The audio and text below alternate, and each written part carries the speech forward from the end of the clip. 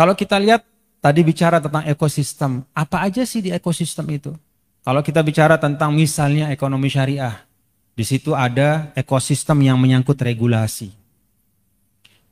Regulasi ekonomi syariah di Indonesia, ya, ini beliau kan juga ahli dan researcher untuk itu. Menurut saya adalah salah satu paket regulasi yang paling lengkap di seluruh dunia. Bahkan di negara-negara Arab itu regulasi ekonomi syariahnya tidak selengkap di Indonesia. Kalau kita bicara sektor perbankan misalnya, kita sudah lama punya undang-undang perbankan syariah. Kalau kita bicara tentang asuransi syariah, kita sudah punya undang-undang tentang itu. Kita bicara tentang surat hutang syariah atau sukuk, kita juga punya undang-undangnya. Bahkan kita punya undang-undang jaminan produk halal. Lalu kita juga punya undang-undang tentang wakaf, tentang haji, tentang zakat. Yang semuanya itu bagian daripada satu ekosistem ekonomi syariah. Karena walaupun haji itu adalah ibadah, tapi di dalamnya ada perputaran ekonomi yang sangat besar. Jadi kalau dari sisi regulasi menurut saya, ya, bapak-bapak dan teman-teman, Anda semua, kita punya bagian atau bagian dari ekosistem ekonomi syariah dari sisi regulasi yang sangat lengkap. Lalu yang kedua, kita bicara tentang institusi. Kalau kita bicara tentang institusi, Indonesia juga sekarang semakin lengkap institusi-institusi ekonomi syariah yang berkembang di tengah masyarakat. Kalau dulu institusi ekonomi syariah itu berupa lembaga-lembaga keuangan mikro, ya.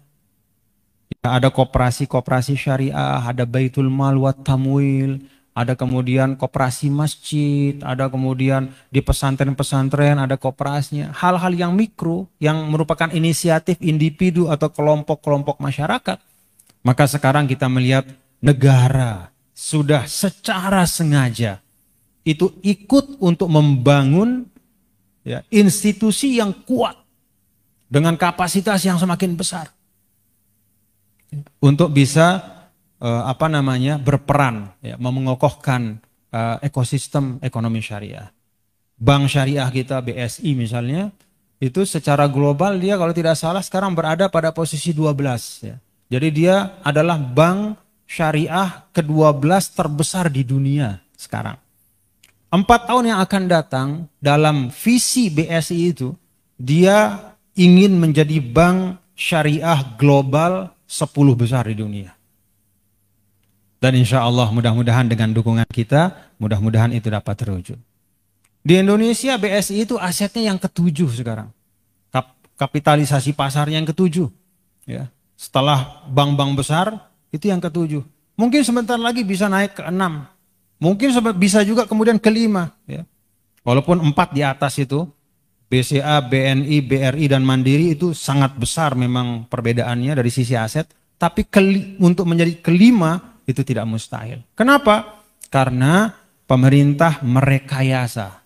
Ada financial engineering, ya, strategis yang dilakukan oleh pemerintah dalam bentuk memerger 3 bank syariah usaha milik negara BUMN menjadi satu entitas, ya, menjadi BSI. Jadi ini bagian dari pemerintah juga untuk memperkuat institusi. Nah lalu yang ketiga, kalau kita bicara ekosistem itu, selain regulasi, institusi, itu juga ada individu atau kita, manusia-manusianya. Nah di sini menurut saya, kalau dalam konteks regulasi, kontribusi kita untuk memperkuat ekosistem itu mungkin tidak semua bisa. Ya. Dalam arti tidak semua kita anggota legislatif, sehingga bisa mengusulkan perancangan misalnya peraturan misalnya, kan tidak semua. Ya.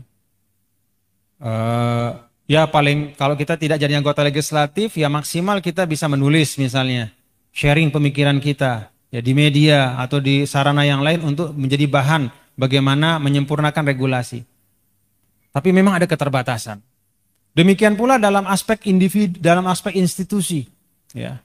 Belum tentu kita semua ini adalah para pemilik usaha. Ya. Kalau kita misalnya memiliki usaha, maka kontribusi kita di dalam membangun dan memperkuat ekosistem itu adalah memasukkan usaha kita ya dalam kemitraan misalnya dengan dengan institusi keuangan syariah. Kalau misalnya mengambil pembiayaan, maka pembiayaannya diambil di bank syariah misalnya. Itu bagian dari kita yang punya institusi, lembaga keuangan atau perusahaan supaya bisa ikut berkontribusi di dalam ekosistem itu. Tapi nggak semua kita juga entrepreneur saat ini. Ya. Nah, lalu ada yang ketiga yang tadi saya sampaikan, kontribusi sebagai individu. Nah, ruang untuk yang ketiga ini menurut saya adalah ruang yang paling luas. Hampir tidak ada kita yang tidak bisa berkontribusi dalam konteks individu ini. Mahasiswi punya duit nggak? Pasti ada duitnya. Ya, pasti punya uang. Nah, dalam konteks individu, ya mahasiswa, mahasiswi, ya kita punya uang, maka bagaimana kontribusi kita di dalam membangun ekosistem itu? Ya menjadi bagian, ya mengakses lembaga bank syariah misalnya, menjadi bank nasabah dari koperasi syariah misalnya dan seterusnya. Jadi bank secara individual itu jauh lebih luas. Jadi kontribusi kita bisa jauh lebih luas. Nah, itu menurut saya ya yang bisa saya sampaikan, bahwa kalau sekarang ini kita sudah tidak lagi bicara pada tataran teoritis ya.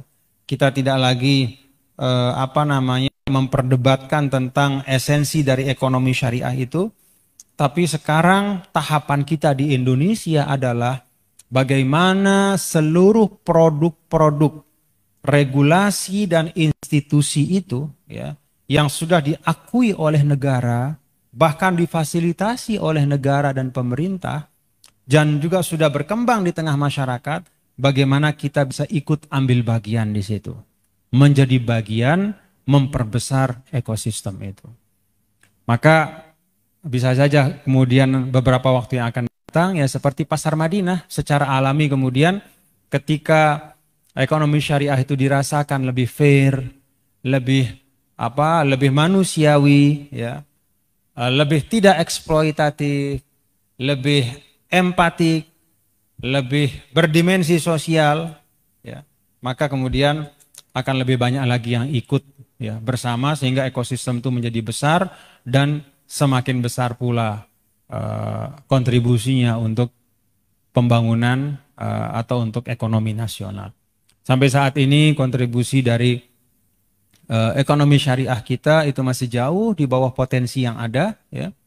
Maka mudah-mudahan dengan keterlibatan kita secara individu-individu ya, itu bisa kemudian memperbesar ya dan memperkuat ekosistem itu. Demikian yang saya sampaikan. Terima kasih. Assalamualaikum warahmatullahi wabarakatuh.